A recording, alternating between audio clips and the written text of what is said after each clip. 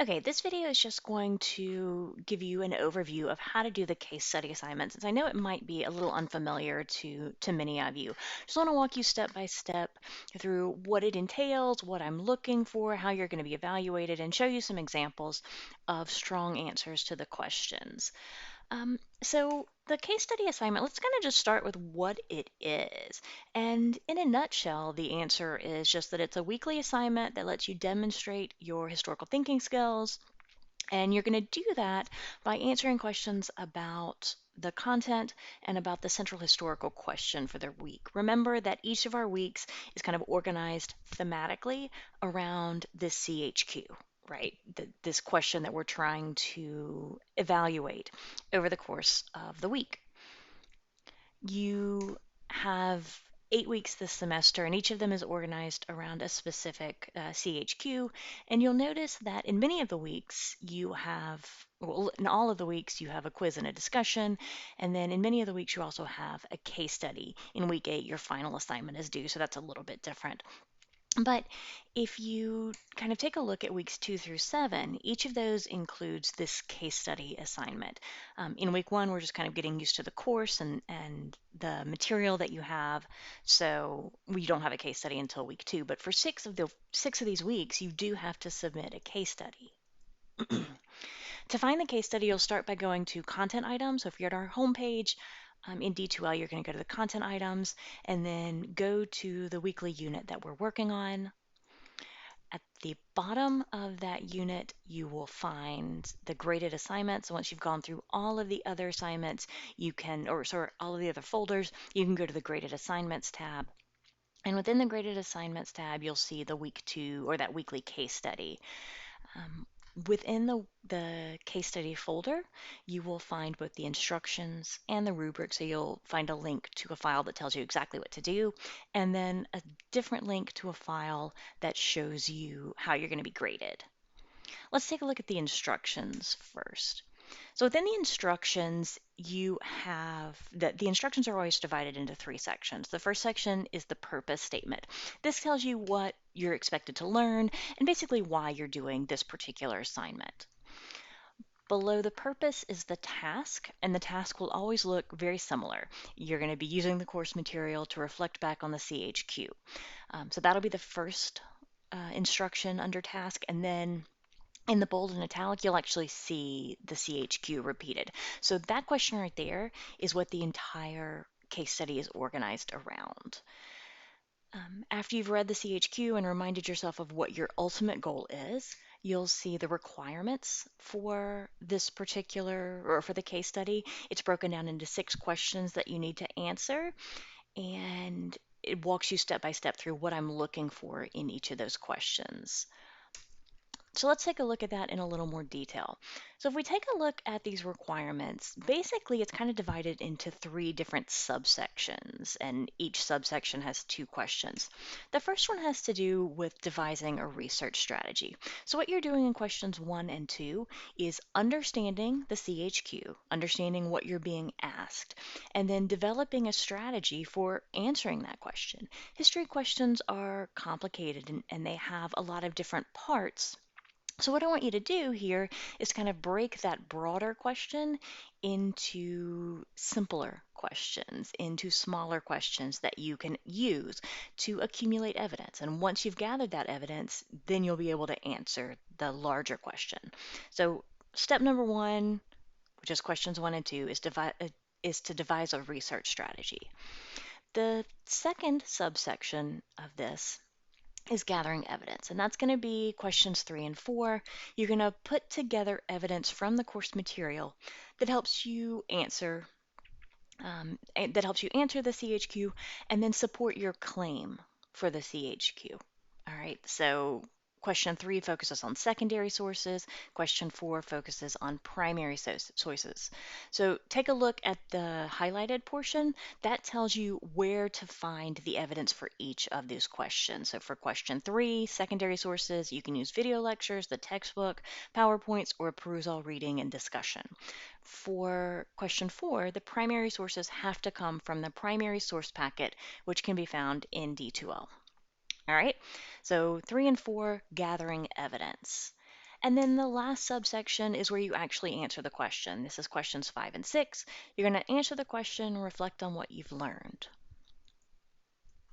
Okay, so now that you kind of know what this assignment is about, let's take a look at kind of how to go about it.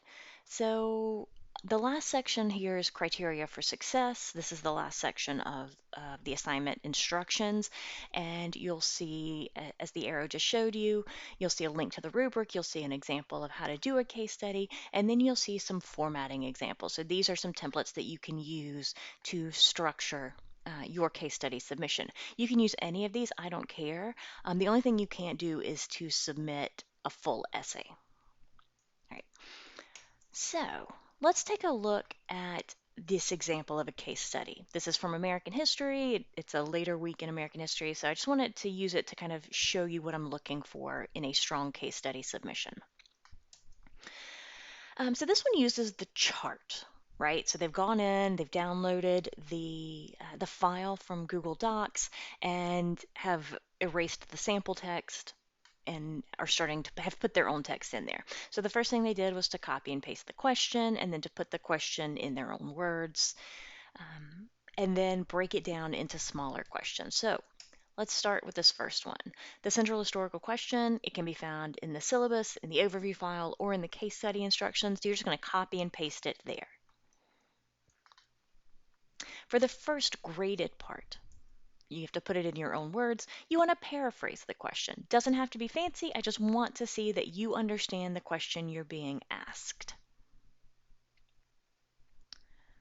All right, and then the last part of that first subsection, devising the research strategy, is what do you need to know to answer that question? This is where you want to kind of break it down into smaller questions so that you can accumulate the kind of evidence that you need for an informed answer. Sorry for the typo there. All right, so the next section is where you start putting the evidence together. You're going to list 5 facts from the video lectures, PowerPoints, perusal reading, or in-class discussions to help you answer the question.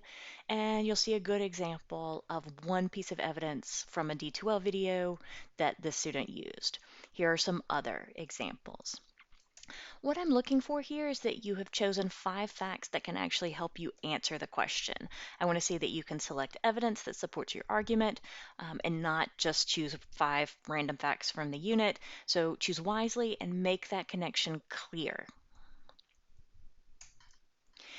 The question 4 has to do with primary source evidence, and you'll notice that you're asked to do 4 things. You have to summarize the excerpt. This is going to be like in 3 to 5 sentences. It doesn't need to be super long, but just tell me what the source was about. When you quote, you want to choose a quote from the primary source. The way I like to think of this is if you were going to include a quote in a formal paper that you were writing in an essay, what would you choose? You want something that's meaningful, that speaks to the question. So look for a quote that helps you. Then you're going to source the primary source. You're going to source the document. This is where you think about the author, audience, context, purpose, who or what perspective or whose perspective does it represent? How does that perspective shape the source? What value does it give it? What limits are there? We want to think about how we can use this source to help us answer the question. And then for the last part, you're going to explain how it helps you with the CHQ. So if you need help with primary source analysis, which is what this is, you can reread the Catherine Walbert article from week 1, Reading Primary Sources. It talks about the different steps involved in analyzing primary sources. So remember, you'll do this twice. You have to choose 2 primary sources, and you have each of these 4 steps for each of those primary sources. This is where the bulk of your points come in the case study, so make sure you don't forget to do each of the steps. The last subsection is where you answer the question. So you'll want to provide an evidence-based claim here. You're going to answer the question based on the evidence that you've accumulated. So what I'm looking for in grading this is to be sure that your answer is supported by the evidence that you found in questions 3 and 4 above. I'm looking for logical connections between those 2 parts of the case study. I'm not looking for one right answer. What I'm looking to see is that your answer kind of logically follows from the evidence that you put together. And then the last bit is the reflection. For the reflection, I want you to think back about what you've learned and how it changed your understanding of history. This is not about focusing on specific facts. Think more broadly. What were the big themes? How did your understanding of them change? What were the main takeaways? What lessons can you apply to your life? Basically, what I want you to do is to think about why you're being asked to learn this material, why it's important, and how approaching history from the perspective of doing history, actually getting into the sources and thinking about inquiry-based learning, primary source analysis, historical empathy, and evidence-based argumentation, how using those historical thinking skills makes history more applicable to your life. Once you have finished that, you can save it as either a PDF or a .docx Microsoft Word document, upload that to the folder in D2L. You'll upload it as an attachment, click Submit, and then you'll be ready to move on. So that's a brief overview of the case study. I'm going to make a separate video on how to download the file from Google Docs and how to kind of change the template if you aren't comfortable with that. But please let me know if you have any questions, and I look forward to your first submissions.